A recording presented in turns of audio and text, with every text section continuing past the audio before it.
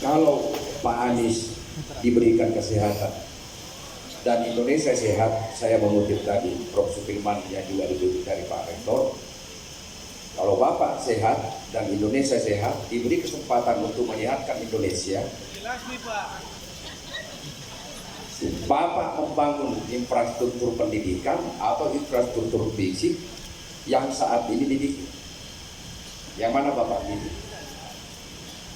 Dan mohon juga dibedakan antara infrastruktur pendidikan dengan yang sekarang dibikin orang yang sekarang berkuasa. Itu yang satu. Yang kedua, sebelum rejim ini berkuasa, mohon maaf saya ini karena ini ilmiah, saya tidak pernah mendengar ada cerita tentang intoleransi di Indonesia. Dan orang yang seperti Bapak kemana-mana itu masih selalu ada kesan. Tapi yang lain tidak. Mengapa Indonesia begini? Terima kasih. Assalamualaikum warahmatullahi wabarakatuh. Yang mau saya tanyakan, saya ini berasal dari suatu desa kecil di Wakatobi, Sulawesi Tenggara. Terima kasih. Saya kalau boleh sedikit bercerita, jadi di kampung saya Pak, kalau tadi Bapak ceritakan ketimpangan yang terjadi di Jakarta saja masih terjadi hal seperti itu, apalagi di kampung saya. Di kampung saya itu Pak, kalau kita kuliah ke luar kota, kita bisa disebut kuliah kalau jurusannya itu pendidikan dan tenaga kesehatan. Jadi kalau kuliah teknik, kuliah yang lain itu dianggap tidak berkuliah. Jadi yang mau saya tanyakan Pak, iya betul, itu suatu tragedi yang terjadi di sana Pak. Jadi kita kalau dianggap kerja pun kalau bukan PNS itu nggak kerja sebutnya di sana gitu. Jadi menurut Bapak kaitannya dengan pendidikan, dengan dunia pendidikan Pak, bagaimana kita bisa menceritakan peluang yang besar selain dunia yang dikenal oleh orang-orang di daerah saya tadi pendidikan dan kesehatan, bagaimana cara kita memberikan dan bisa memberitahukan bahwa peluang di luar dari Wakatobi itu sebenarnya banyak dan luas begitu Pak. Desi. Jadi di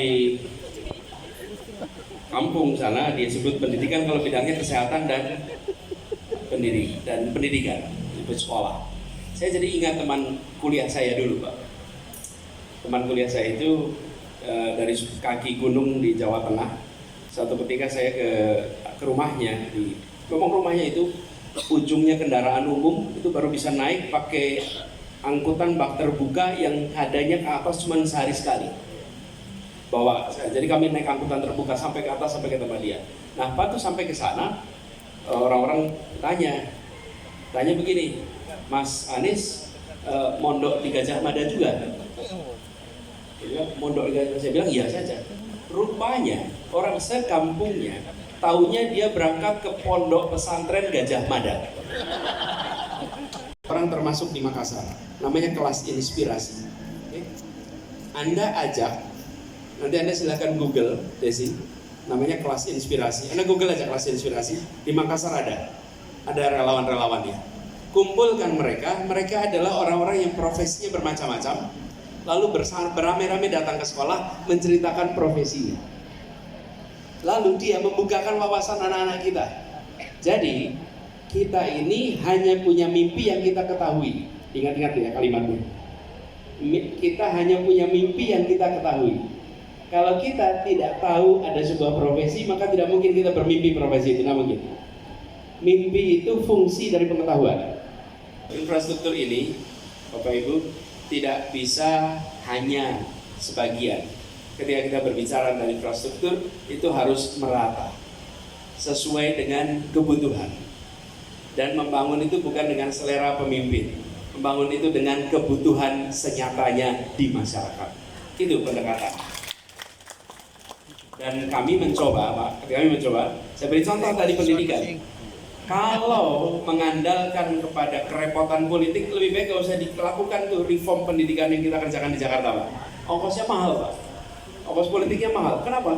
Karena diprotesnya oleh orang-orang yang bersama kita. Dan kita harus menjelaskan argumennya.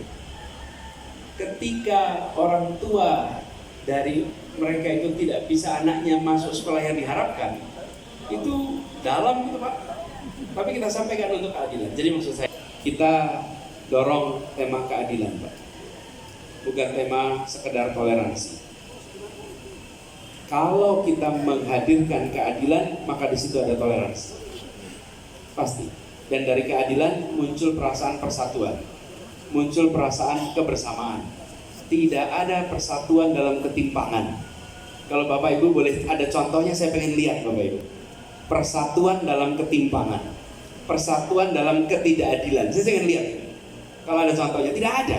Yang namanya persatuan, saling menghormati, saling menghargai, itu pondasinya adalah rasa keadilan.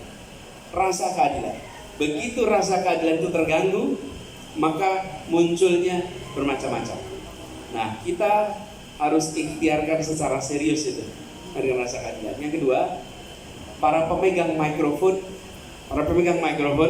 yang kedengaran suaranya kemana-mana, itu harus menjaga komunikasinya untuk bisa mengelola perbedaan sehingga dia tidak mengarah kepada friksi, konflik, apalagi perpecahan. Harus pegang.